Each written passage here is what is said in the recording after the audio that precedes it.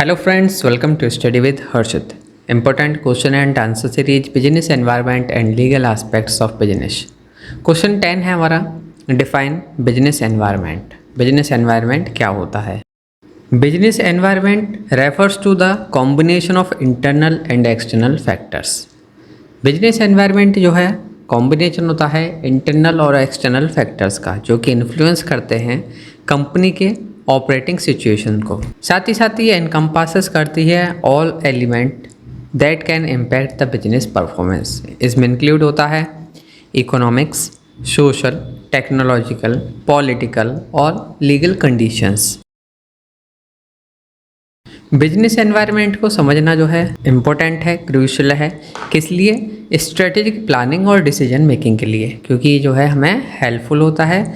इसको बिना समझे हुए हम जो है सही से जो है अपनी स्ट्रेटेजिक प्लानिंग नहीं कर सकते और डिसीजन भी हमारे बेटर नहीं हो सकते विदाउट बिजनेस एनवायरनमेंट अंडरस्टैंडिंग।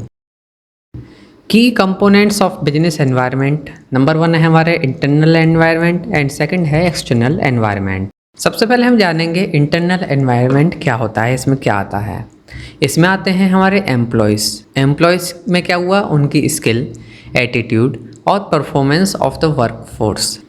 इसके बाद आता है साथ ही साथ हमारा मैनेजमेंट, लीडरशिप स्टाइल कैसा है, ऑर्गेनाइजेशनल कल्चर क्या है, मैनेजमेंट प्रैक्टिसेस क्या यूज करी जाती हैं, कॉरपोरेट कल्चर क्या है, शेयर्ड वैल्यू, बिलीव्स, साथ ही साथ रिसोर्सेज, अवेलेबिलिटी ऑफ फाइनेंस क्या है हमारी, फिजिकल ह्यूमन रिसोर्स क्या है, कैपेबिलिटीज़ क्या है, कोर कॉम्पिटेंस और ऑपरेशनल एफिशिएंसी क्या है।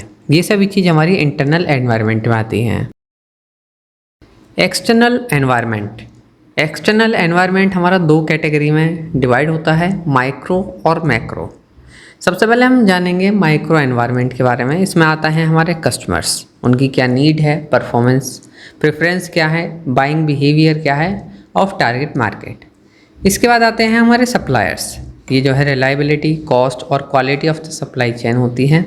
कॉम्पिटिटर्स, स्ट्रेटजीज, स्ट्रेंथ, क्या वीकनेस है एग्जिस्टिंग और पोटेंशियल कॉम्पिटिटर की, ये सभी चीज़ हमारी एक्सटर्नल एनवायरनमेंट में आती हैं। इंटरमीडिएटरीज, डिस्ट्रीब्यूटर, रिटेलर, एजेंट जो इन्वॉल्व होते हैं डिलीवरी ऑफ प्रोडक्ट में।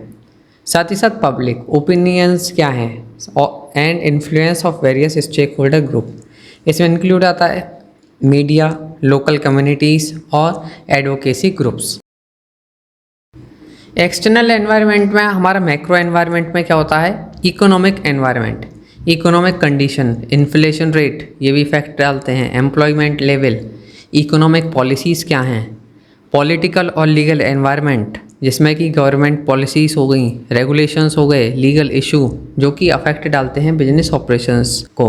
Social and cultural environment, demographic trend, social norms हो गए, कल्चरल वैल्यू हो गई और लाइफ स्टाइल चेंजेस हो गए।